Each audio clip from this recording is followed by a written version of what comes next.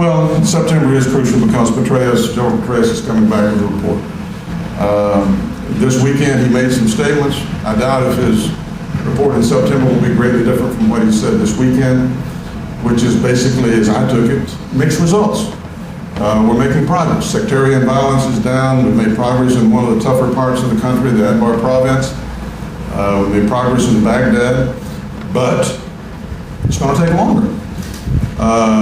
The last complement of troops to get up to the 21,500 or so surge troops have just arrived in Iraq. So he's saying, give it a chance to work.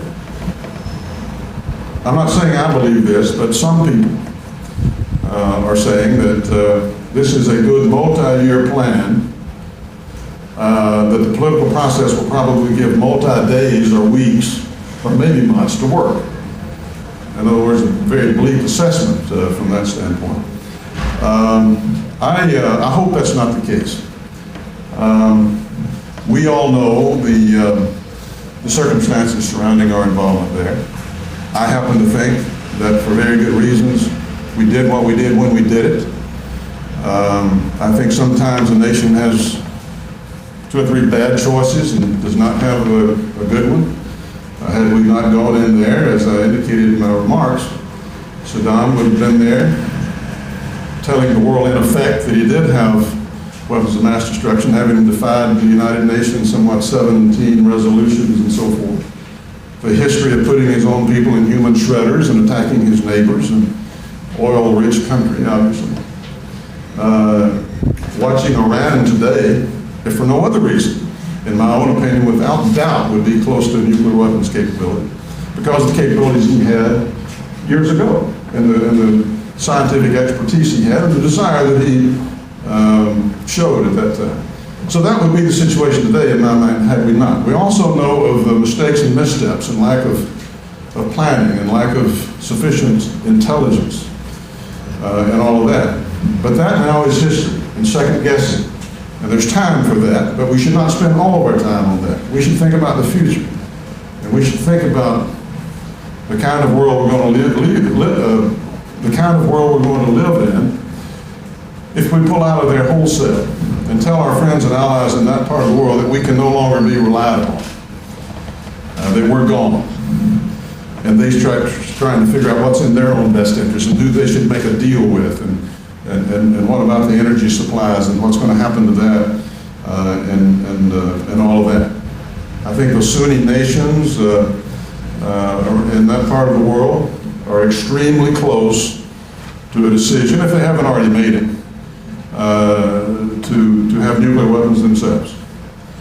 I think that we've been able to help at least stall that, if not prevent that, by being there in that part of the world. People talk about humanitarian crisis, people talk about a new haven for Al-Qaeda. I'm not sure about that, but I am sure, I think those concerns are valid concerns, but no one can be sure. What I am sure about in my own mind is that we need to do everything possible to avoid the appearance of utter weakness, and that our friends and allies in the end cannot count upon us. So, is there a plan B? I don't know of a plan B. Is it being seriously considered? I do not know. But I do know that the political window is closing. How rapidly, I'm not sure. But it's one of the things I was thinking about when I made reference to the fact that we need leaders in this country who can think past the next election. And that goes for members of my own Republican Party back home. No one wants this debate going into an election. But nobody wants a more dangerous world than when we went down there. Nobody wants to have to send our sons and daughters back down there a few years from now. No one wants America and America's allies to be perceived as weaker, which could cause a dozen situations to arise around the world that might not otherwise arise. Nobody wants that either.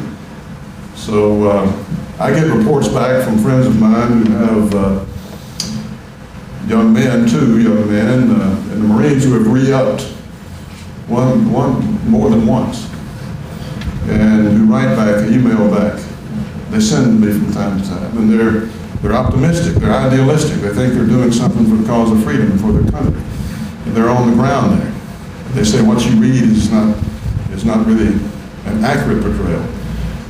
And I say as long as they're optimistic and hopeful, I'm optimistic and hopeful.